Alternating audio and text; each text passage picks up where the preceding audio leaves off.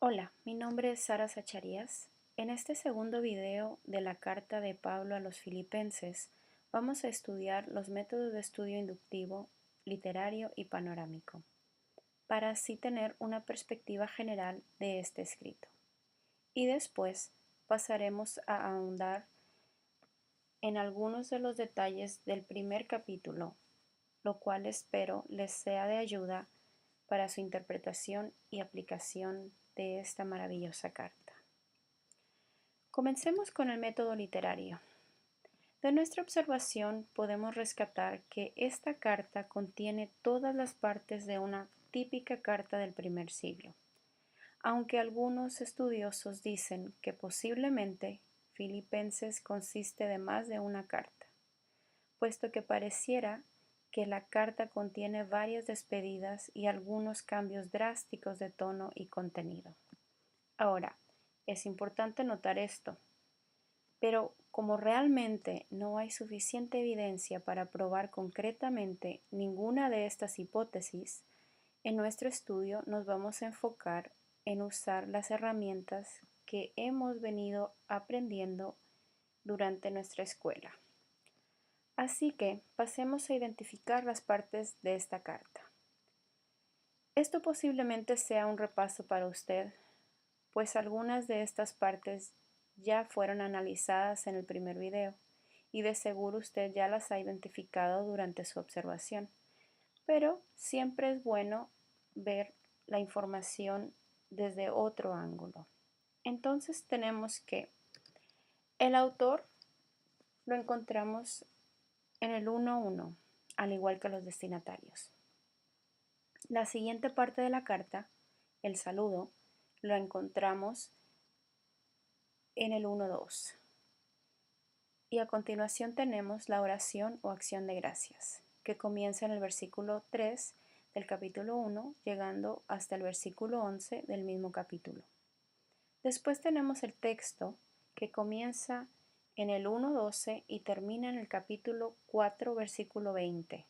Y por último tenemos la despedida o saludo final, que va del 4.21 al 4.23. Al ir observando cada una de estas partes de la carta cuidadosamente, podemos ver que como Pablo, aun siendo que estaba en la cárcel pasando por tiempos difíciles, no se enfocó en sí mismo, sino que tomó la posición de siervo de Jesucristo y los demás. Con esto en mente, pasemos a ver el método panorámico. O sea, la idea principal y la razón principal de la carta. En otras palabras, ¿qué es lo que Pablo estaba tratando de comunicar a los filipenses y por qué estaba Pablo escribiendo a los filipenses en esta ocasión en particular? De hecho, nuestra observación de términos repetidos nos puede dar una pista de la idea o ideas principales de la carta. Por ejemplo, la palabra gozo se repite 7 veces en la versión Reina Valera. Después tenemos regocijaos, que se repite 3 veces. Gozaos, 2. Regocijo, 1. Gozaré, 1. Gocéis, 1. Gocé, 1. Así que tenemos aproximadamente 16 palabras relacionadas con gozo en esta pequeña carta. Entonces, notando estos términos y el contexto histórico de la carta, podemos ver que una de las ideas principales de Pablo en esta carta es la capacidad de poder estar gozoso en medio de las circunstancias adversas.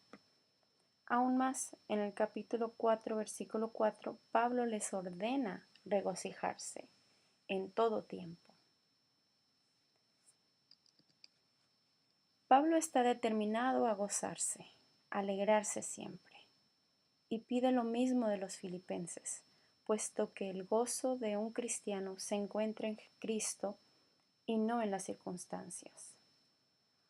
Otra de las ideas principales es que la humildad en la vida de un cristiano es la que lleva a la unidad. Pablo va a tomar el ejemplo máximo de humildad, Jesucristo, para enseñar cómo ha de ser la mentalidad del cristiano frente al servicio y a la vida en general.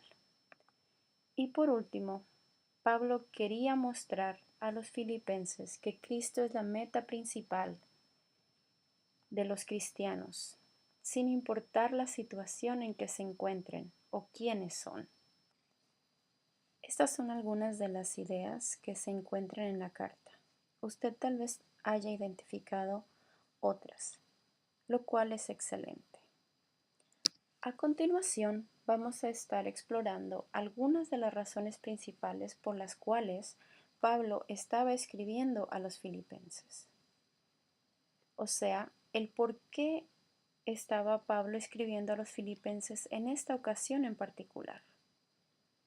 Pero para esto, recordemos algunas de las características acerca de los destinatarios u oyentes originales de esta carta. Al observar los acontecimientos y las personas involucradas en la fundación de la iglesia, cuando Pablo viajó por primera vez a Filipos en su segundo viaje misionero, como vimos en Hechos 16, y ustedes ya estudiaron, aquí podemos ver que la iglesia hubiera estado constituida de temerosos de Dios, como Lidia, la vendedora de púrpura. Estos eran gentiles que simpatizaban con el judaísmo y posiblemente hubieran asistido a sinagogas o se hubieran reunido en el sábado en las afueras de la ciudad. También hubieran estudiado la Torá y cumplido con algunos de sus mandamientos, pero no se hubieran circuncidado. Otra cosa a notar son los nombres griegos que encontramos en Filipenses, como Epafrodito, Síntique, Evodia y el nombre romano de Clemente, que nos indican que la iglesia de Filipos posiblemente consistía mayormente de cristianos gentiles, lo cual pudo haber traído fricción entre los gentiles y los judíos, sobre todo los judaizantes, quienes querían imponer las costumbres judías a los cristianos. Además, al Filipos ser una colonia romana en medio de una cultura completamente griega, los cristianos probablemente hubieran sufrido persecución de su entorno, como sucedió con Pablo y Silas en un principio, cuando ellos estuvieron en Filipos, y fueron golpeados y puestos en prisión, aun siendo que Pablo era un ciudadano romano, al igual que los filipenses. Considerando esta información, podemos adentrarnos un poco más en la carta y entender lo que posiblemente estaba sucediendo en Filipos y el por qué Pablo estaba escribiéndoles. Pablo comienza su carta dando gracias a Dios por los filipenses, diciéndoles cuán grande es su amor por ellos y cuán especiales son para él. Seguro que él recuerda muy bien cómo él y Silas fueron golpeados y puestos en la cárcel cuando primero fue a Filipos y fundó la iglesia, pues él hace referencia al primer día de su comunión o participación en el Evangelio. Ahora, es posible que después de que Pablo y Silas se fueron de Filipos, la iglesia continuó sufriendo cierta persecución, pues en el capítulo 1, versículos 29 y 30, Pablo dice: porque a vosotros os es concedido a causa de Cristo, no solo que creáis en Él, sino también que padezcáis por Él, teniendo el mismo conflicto que habéis visto en mí, y ahora oís que hay en mí. Así que entre las razones por las cuales Pablo está escribiendo, tenemos que él quiere animar a la iglesia a permanecer gozosos en su sufrimiento y que se aferren al Señor, puesto que no están solos. Pablo quiere mostrarles que ahora, en esta nueva vida, su meta principal es seguir a Cristo, que Él es el todo, y que sus sufrimientos o tentaciones presentes no se comparan con el infinito valor de lo que tiene el conocer a Cristo Jesús, como dice Filipenses 3:8 en la Nueva Traducción Viviente. Otra razón por la cual Pablo escribe a los filipenses, incluyendo a los obispos y a los diáconos, es para instarlos a seguir su ejemplo y el de Jesús, que dejen a un lado su orgullo y diferencias, y que juntos tengan la mente de Cristo, puesto que ahora le pertenecen a Él, y deben actuar humildemente, porque esto es lo que los va a llevar a la unidad. También vemos a través de la carta que Pablo les hace advertencias acerca de los falsos maestros y las falsas enseñanzas, diciéndoles que se afirmen en Cristo Jesús. Además, está escribiendo para agradecerles su cuidado y darles las gracias por las ofrendas que enviaron con Epafrodito. Y por último, entre las razones que he encontrado, que tal vez sean un poco diferentes a las que usted tenga, es para avisarles que va a enviar a Epafrodito y a Timoteo. Ahora pasemos a explorar la carta a los filipenses en mayor detalle. Vayamos al principio otra vez. Leamos el versículo 1 del capítulo 1. Pablo y Timoteo, siervos de Jesucristo, a todos los santos en Cristo Jesús que están en Filipos, con los obispos y diáconos. Aquí Pablo se describe a sí mismo y a Timoteo como siervos de Jesucristo.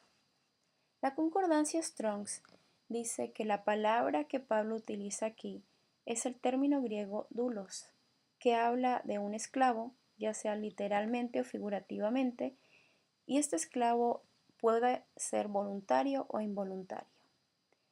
Esta palabra frecuentemente tiene un sentido calificativo de sujeción o subordinación.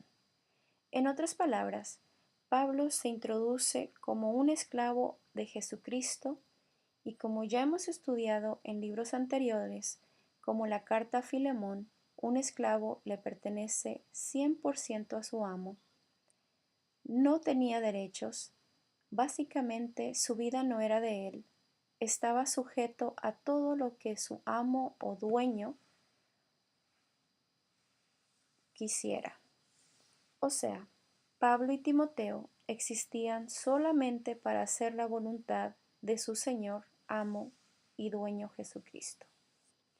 Cabe notar que en esta carta hay 15 referencias a Jesucristo como Señor y una sola como Salvador, la cual está en el capítulo 3, 20, donde Pablo dice: mas nuestra ciudadanía está en los cielos, de donde también esperamos al Salvador, al Señor Jesucristo.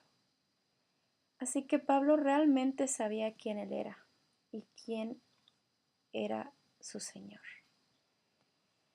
Ahora, es interesante notar el término siervos que Pablo usa para introducirse a sí mismo y a Timoteo en comparación con los términos que usa para los destinatarios, específicamente los obispos y los diáconos.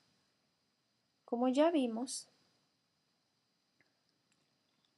aquí Pablo dice que él es un esclavo de Jesucristo y se está dirigiendo a los obispos, usando el término griego que significa supervisor encargado de una iglesia o líder, y diáconos, que significa alguien quien hace mandados, sirve, un ministro, un mensajero, ayudante o alguien que atiende.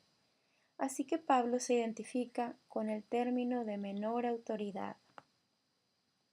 Por lo tanto, vemos que aunque Pablo fue quien fundó la iglesia, él ejerce un liderazgo de sujeción, humildad y renuncia total, el cual es marcado por su amor y gozo en Cristo Jesús, independientemente de las circunstancias en las que se encuentra.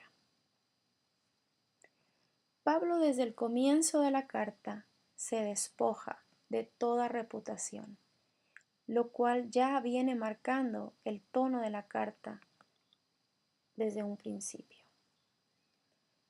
En el versículo 2 tenemos su típico saludo, gracia y paz. Después, en el versículo 3, Pablo da gracias a Dios por ellos, diciendo que siempre ora por ellos con gozo, pues desde un principio han tenido comunión o han participado con Él en dar a conocer las buenas nuevas de Cristo. Y los afirma diciendo que está seguro que Cristo continuará su buena obra en ellos hasta el día de Jesucristo, o sea, el día del regreso de Jesús, lo que también llamamos su segunda venida. Es importante destacar aquí que Pablo dice que es Cristo quien los perfecciona y quien hace la obra en el cristiano. En el versículo 8 del capítulo 1 podemos ver la profundidad e intensidad del amor que Pablo tenía por los filipenses. Él dice que los ama con entrañable amor, o sea, de lo más profundo de su ser, que los extraña con tierno amor. El profesor Daniel J. Lewis muestra en su comentario de Filipenses que en la oración de Pablo por los filipenses, que encontramos en el capítulo 1, versículos 9 al 11, que dice: Y esto pido en oración, que vuestro amor abunde aún más y más en ciencia y en todo conocimiento, para que aprobéis lo mejor, a fin de que seáis sinceros e irreprensibles para el día de Cristo, llenos de frutos de justicia, que son por medio de Jesucristo, para gloria y alabanza de Dios.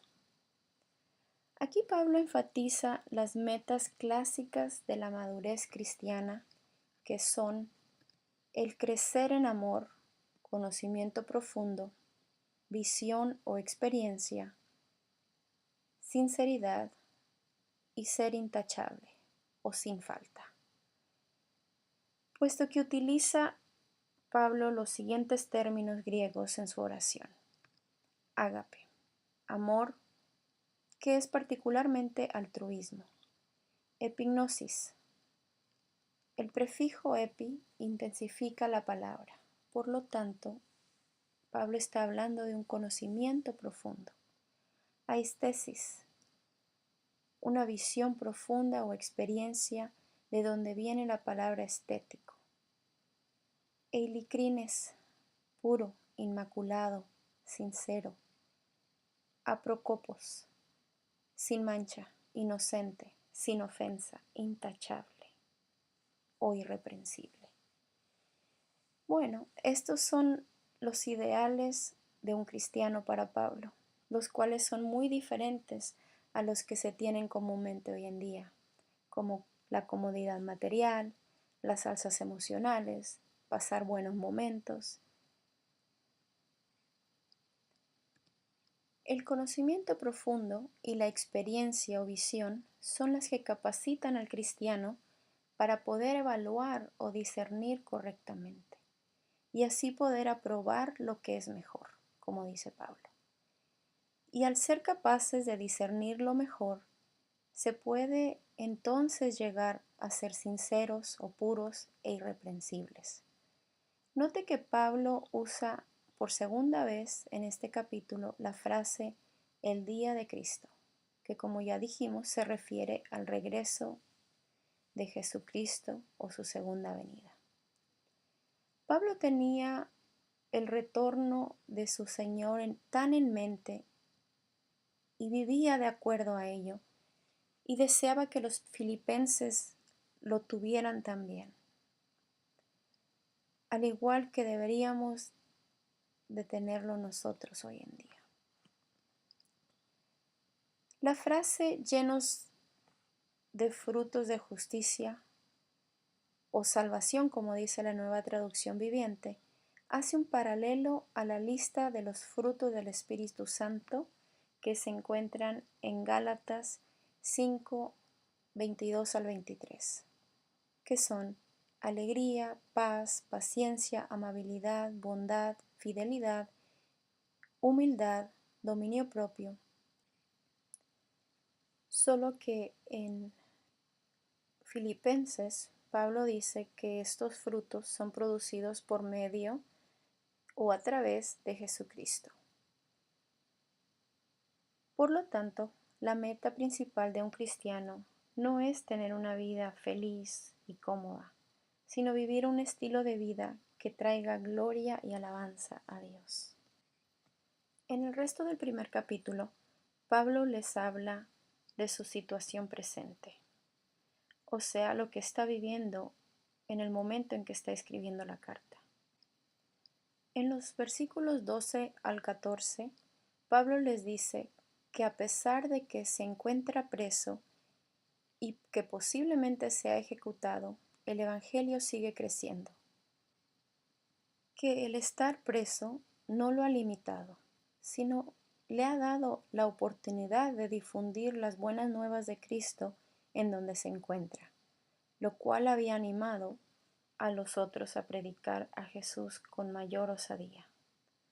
Además, el estar preso le había permitido testificar de Jesús a todos en el pretorio o la guardia del palacio, pues ellos sabían que Pablo estaba preso por predicar a Cristo.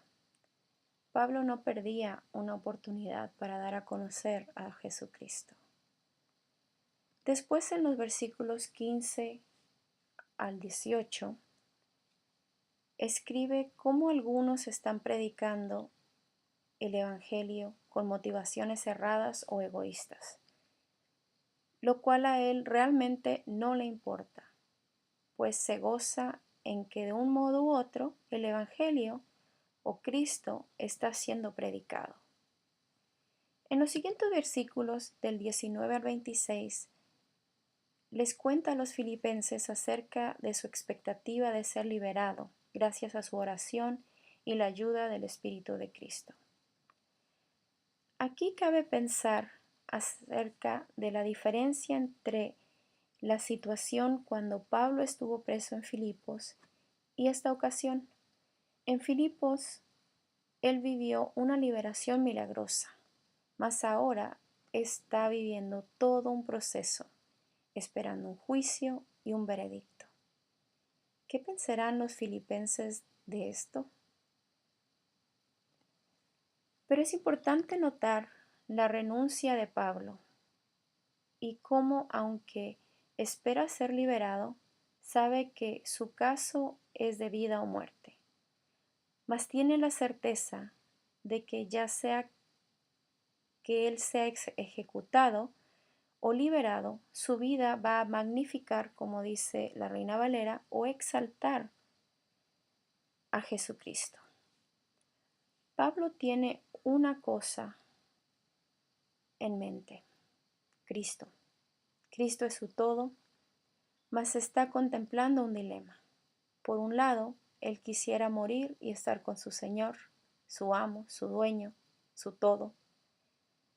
Mas por el otro, está dispuesto a seguir viviendo por el bienestar de los filipenses y la continuación de su fructífero ministerio.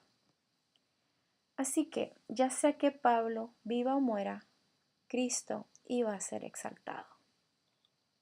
Y por último, en los versículos del 27 al 30, Pablo les pide que se comporten como es digno del Evangelio, ya sea que los visite o no, o sea, ya sea que él esté allí o no, ellos deberían comportarse de la misma manera. Pablo les insta a que sean una comunidad unida, que estén de acuerdo en Cristo y que peleen juntos por la defensa del Evangelio, pues solo en unidad podrían vencer la oposición a la que se estaban enfrentando. No sabemos realmente a qué oposición se refiere Pablo aquí. Posiblemente esta oposición esté relacionada con lo que enfrentó Pablo en un principio cuando fundó la iglesia de Filipos. pues Pablo les está diciendo que ellos están teniendo el mismo conflicto del cual ellos habían sido testigos, que él había padecido y sigue padeciendo. Por esto, Pablo los anima a mantenerse firmes, recordándoles que el creer en Cristo también incluye sufrir o padecer por Él. Es importante notar que el sufrimiento por Cristo en ninguna parte es visto por Pablo como falta de fe, sino que es en el sufrimiento donde se ve qué clase de cristiano uno es. Por lo tanto, mantengámonos firmes, vivamos como cristianos maduros y gocémonos en Cristo siempre, sin importar la circunstancia en la que nos encontremos.